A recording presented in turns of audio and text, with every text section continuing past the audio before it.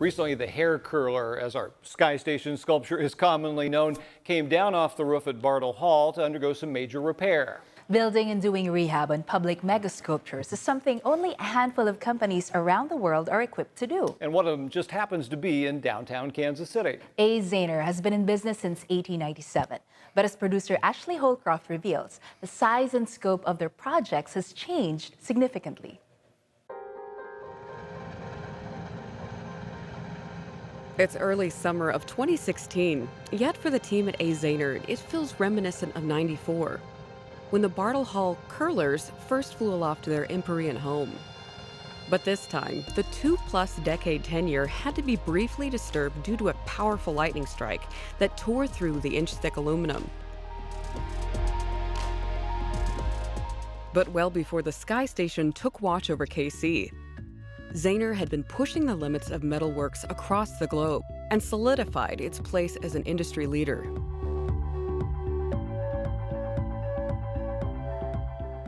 Even before the Zahner name became synonymous with fusing metal and art, it was cornices in the late 1800s in Joplin, Missouri, that provided the runway to their modern success. And that liftoff into the art scene started with a lecture by noted architect Fay Jones. And he came to Kansas City in the early 80s to speak to the architectural group. And I'm an engineer by education, so I went to hear him speak. And I was stunned at the attention to detail, how everything was woven into the structures and the buildings that he was producing. To really fine detail, it makes the thing more art. And that was sort of, from there, meeting people like Antoine Predock, Frank Gehry, and others, and seeing how they spoke in the very similar language. And I realized that this is where we should go. We were very good at doing detail, but we were more craft. Maneuvering the company from more basic steel goods to realizing in custom metals the symphony of movement now seen throughout their many projects, all started with a piece commissioned to celebrate the Steel Workers Union Centennial, designed by no less than Frank Gehry. We managed the whole piece. And then right after that, we did the Weissman Art Museum up in Minneapolis. And I think we started seeing that by building in the digital aspect was going to be huge for the future. That robust future included holding the patents on groundbreaking software that allows the user to imagine a structure, facade, or artwork in real time and even receive an instant estimate. We like to get involved real early on in a project. The more complicated, the more early we want to be involved with it. And so we do what we call design assist. We try and work real closely with the architect or the designer or the artist and figuring out the material, some of the way they go together, the connectivity of the pieces, how they interface with other things.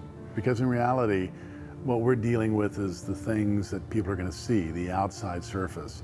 That being said, we've also learned that to do complex forms and shapes, that by building up the undersurface allows us to produce this nice, smooth, continuous form. Like with Frank Gehry, or we just recently completed a project, Peterson Automotive Museum, which has these beautiful ribbons of stainless that wrap around the building.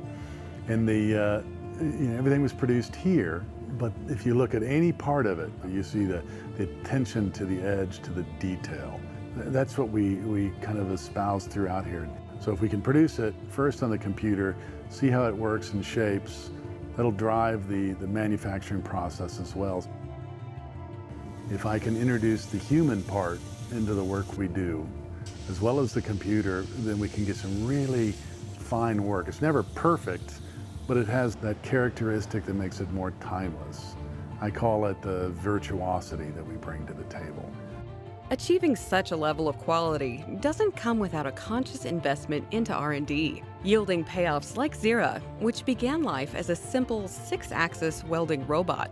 There's a perforated grid of holes on a sheet metal, but there's a tab of sorts. Some people call it a hanging chad that is left on the material. So by turning that tab at different rotations, you start to reflect different light conditions.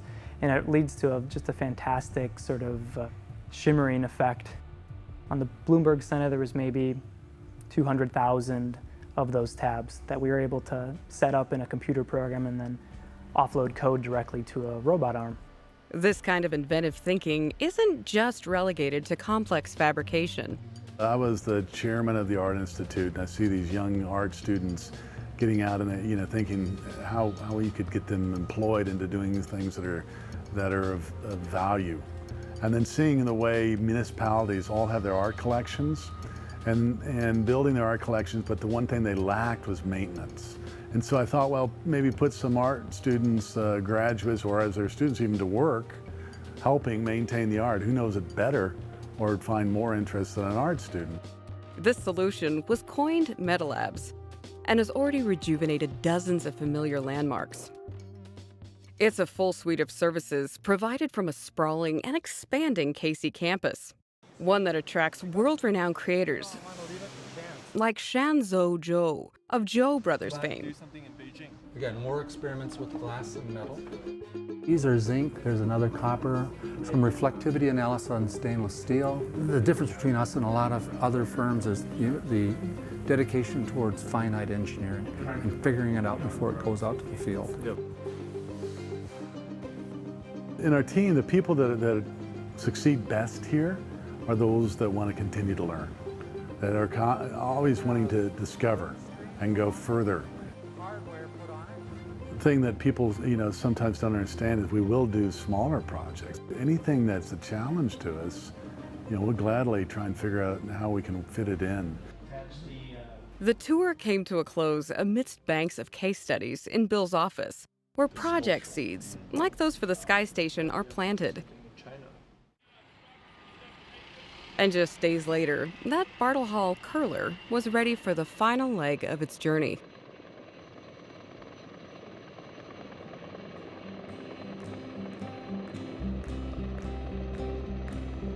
Probably one of the most fun things for me is when I see one of our workers go with his family to see a project that we had completed because of his pride in the work.